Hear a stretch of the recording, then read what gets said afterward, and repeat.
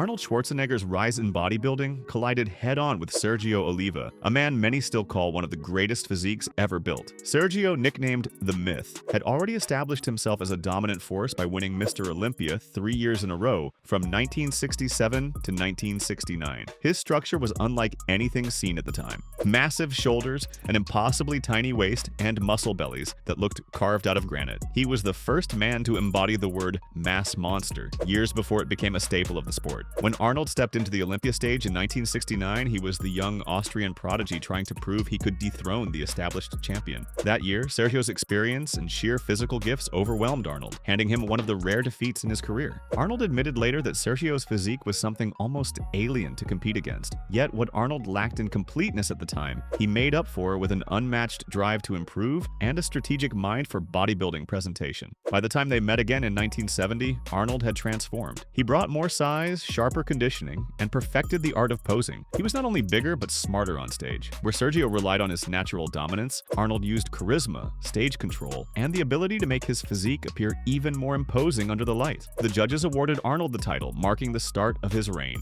Their rematches in the following years kept fans divided. Sergio's camp argued he had the better genetic structure, while Arnold's fans emphasized discipline, psychological warfare, and refinement. The rivalry symbolized two eras clashing: Sergio, the raw, genetically unmatched powerhouse, and Arnold, the master of relentless self-improvement who would reshape bodybuilding into a global spectacle. Though Arnold ultimately walked away with 7 Sandos, many still debate whether Sergio at his best could defeat Arnold at his peak. That question has lingered for decades, cementing this as one of the most legendary rivalries in Mr. Olympia history. Haney was calm, massive, and methodical. Rich Gaspari was hungry, shredded, and relentless. Their rivalry defined the late 1980s, a period that saw the Olympia evolve into a contest of sheer size versus ripped muscularity. Haney was already a dominant presence. He won his first Mr. Olympia title in 1984 and went on to win 8 in a row. His physique was revolutionary. At over 240 pounds, he maintained proportion, fullness, and roundness that made him look invincible under the lights.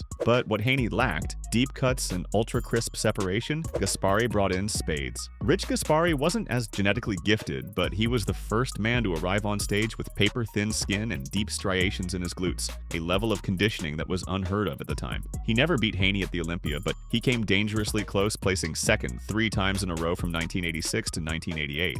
Each time, the gap narrowed. Their rivalry pushed the sport to redefine its standards. Before Gaspari, extreme definition wasn't the primary focus. After Gaspari, every competitor had to meet that bar or be left behind. He introduced the era of conditioning, changing how athletes trained, dieted, and posed. Haney, meanwhile, refused to play into the game of sacrificing size for cuts. He stuck with his style, winning with commanding structure and mass that judges continued to favor. Though there was mutual respect, the competitive fire between them was real. Gaspari trained like a man possessed, driven to dethrone the king. But Haney kept evolving. Each year he improved just enough to hold him off. In the end, Haney retired undefeated in 1991, cementing a legacy that still stands today. Gaspari never won the Olympia, but he left an equally important legacy, one that changed how bodybuilders prepared forever. Their rivalry wasn't built on trash talk, but on setting and shattering standards, year after year. By the time Lou Ferrigno stepped onto the Mr. Olympia stage in 1974, Arnold Schwarzenegger was already a 5-time champion. He had charisma, symmetry, and complete control of the sport. But Lou was 6 feet 5 inches, 270 pounds, a hulking figure who looked like he belonged in a different league entirely. He had the mass, the width, and the potential to shake up the entire bodybuilding hierarchy. But Arnold had something else: experience and psychological warfare. The 1975 Mr. Olympia showdown in Pretoria, South Africa, immortalized in the documentary Pumping Iron, brought this rivalry to a global audience. In the film, Arnold toyed with Lou mentally. He cracked jokes, downplayed Lou's progress, and used his confident personality to assert dominance long before they hit the stage. Lou's father and coach, Matty Ferrigno, tried to fire him up, but Lou was still learning the game. He had never faced the politics, pressure, or mind games at this level before. Arnold, on the other hand, thrived on it. When they finally posed side by side, Lou's sheer size impressed the crowd, but Arnold's balance, posing mastery, and charisma stole the show.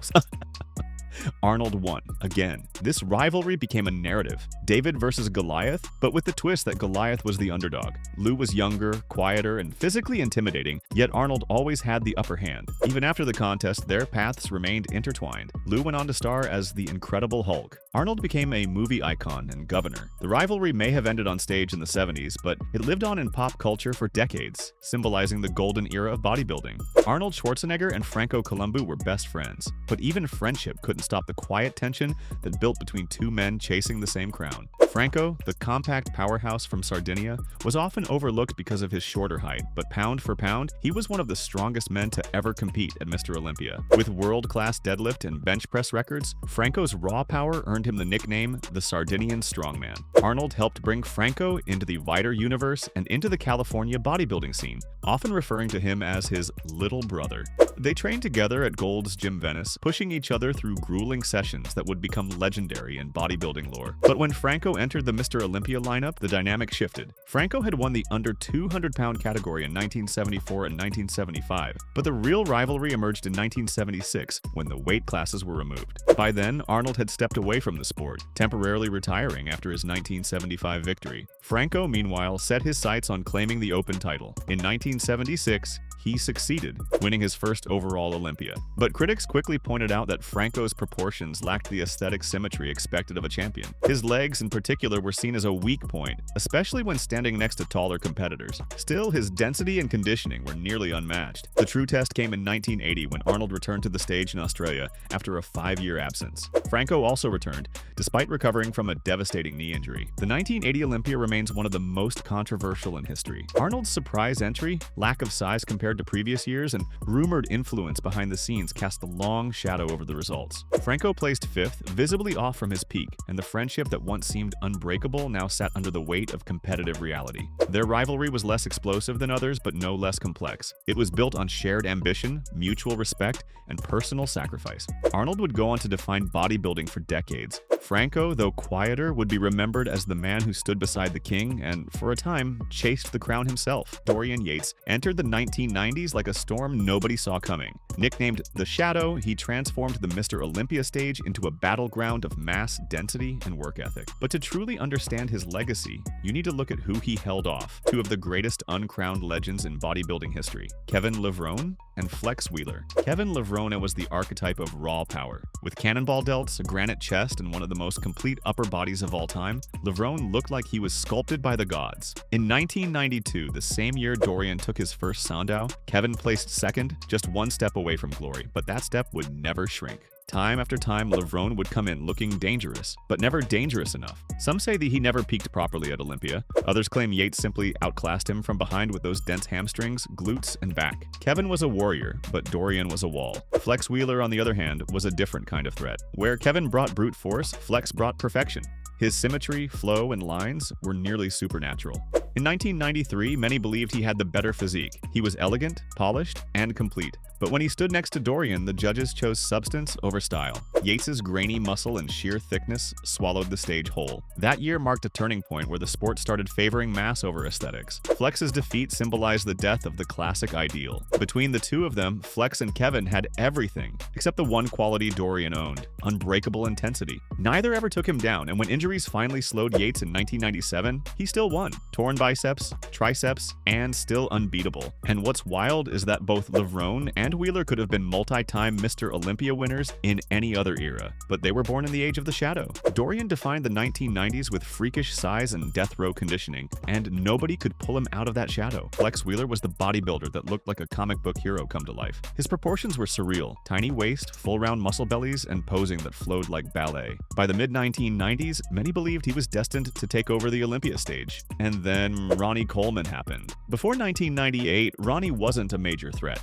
He was big, sure, but not refined. Flex had already beaten him multiple times, but Ronnie was quietly evolving. By the time he hit the 1998 Mr. Olympia stage, he had transformed into something the sport had never seen. He exploded with unreal size, razor-sharp conditioning, and the kind of thickness that made even other pros look underdeveloped. Flex, who was expected to win that year, suddenly found himself facing a monster.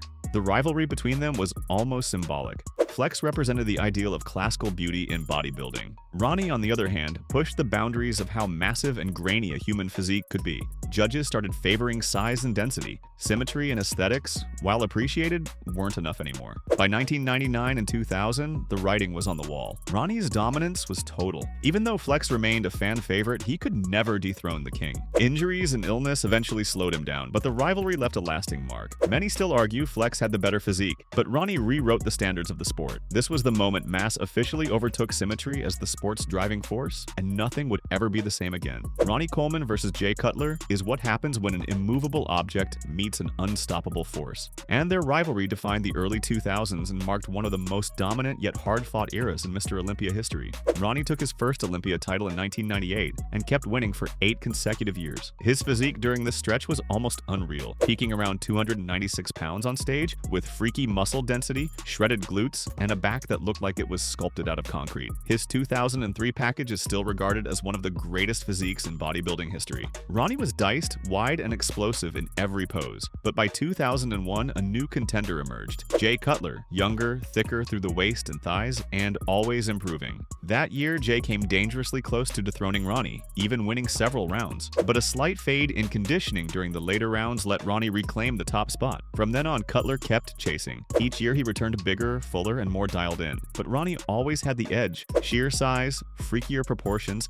and an aura that made him look unbeatable. Still, Jay's work ethic was relentless. He studied his rival, adjusted everything from diet to posing, and refused to back down. Then came 2006. Ronnie was 42. The size was there, but symmetry had started to slip. Meanwhile, Jay had dialed in his best package yet: dry, full, balanced. The judges saw it, the crowd saw it, and for the first time in nearly a decade, the king was dethroned. Their rivalry was never personal, had no trash talk, no drama, but it was intense. Jay knew he was going up against the greatest bodybuilder of all time. Ronnie knew Jay was the only man who could take him down, and when he finally did, it was a passing of the torch. Ronnie left the stage with 8 Sandos. Jay would go on to earn 4 of his own. By 2010, Jay Cutler was already a 2-time returning Mr. Olympia champion, having dethroned Ronnie Coleman in 2006 and regained his title in 2009. He had carved out a legacy defined by sheer work ethic, relentless consistency, and the ability to come back stronger after defeat. But then came Phil Heath, and the next great rivalry was born. Phil brought something the sport hadn't seen since the days of Flex Wheeler: round, full muscle bellies with nearly flawless proportions. His arms looked sculpted by CGI. His back development was exploding year by year. And unlike Cutler, who had a wide, blockier frame, Phil's structure was tight and compact, giving him that coveted 3D look under the lights. Their first real clash came at the 2010 Mr. Olympia. Jay won, but only just. Phil pushed him harder than anyone else on that stage, and in 2011, the tide turned. Heath came in sharper, fuller, and simply outclassed Jay in every pose. The torch was officially passed. From 2011 through 2017, Phil would rule the Olympia stage uncontested.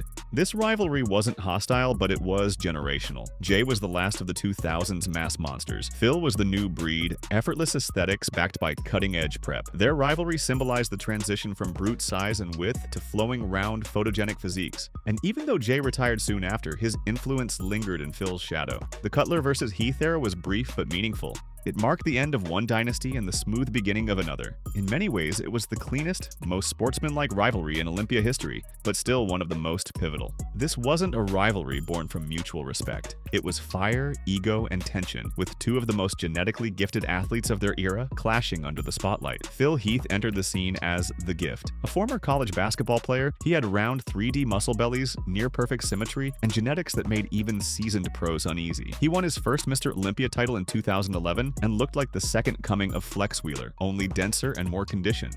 Greene, on the other hand, was self-made. Raised in foster care, he found salvation in bodybuilding. His look was freaky, massive legs, alien-like back, and a posing style that felt more like interpretive dance than competition. He didn't have Phil's polish, but he had emotion, soul, and a cult following. The rivalry ignited in 2012. Kai pushed Phil hard, bringing more mass and conditioning than ever before, but Phil edged him out with structure and cleaner lines. In 2013 and 2014, the battles grew uglier, not physically, emotionally. Tensions flared on stage, they shouted, got in each other's faces. At one point, Kai nearly bumped into Phil during a heated stare-down. The press ate it up, so did the fans. It was classic drama, the corporate golden boy versus the gritty underdog. But behind the theatrics, both men respected each other's grind. Kai never beat Phil at Olympia, but he pushed him to dig deeper, to perfect his physique even more, and in turn, Phil's dominance forced Kai to evolve beyond mass into a performer and philosopher. Their rivalry rivalry ended not with a final clash but a silent drift. Kai stepped away from the Olympia stage after 2014. Phil went on to win 7 Sandos. But every time fans talk about the most passionate era of modern bodybuilding, they point back to these two giants and that electric tension they brought to the stage. This was not a rivalry built on years of tension but on a single stage. Two very different physiques and two very different philosophies of what modern bodybuilding should look like. Brandon Curry claimed the Mr. Olympia title in 2019.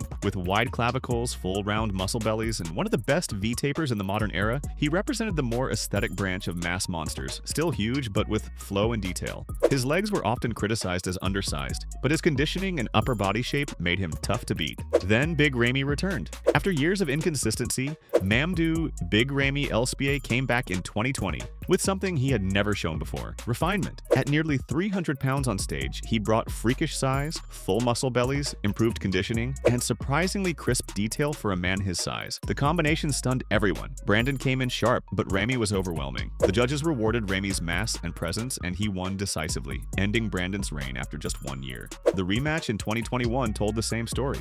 Curry improved. Slightly better quads, better polish, but Ramy still had the edge in sheer scale. His lats flared wider, his hamstrings hung deeper, and his stage dominance was unmatched. This rivalry became the poster child for a modern Olympia debate: aesthetic flow versus unrelenting size. Brandon represented balance and lines. Ramy represented the freak factor, turned up to 11. By 2022, both men were still threats, but their peaks were behind them. Yet, for a brief 2-year window, this rivalry shaped the current standards and sparked one of the most polarized fan debates in recent memory.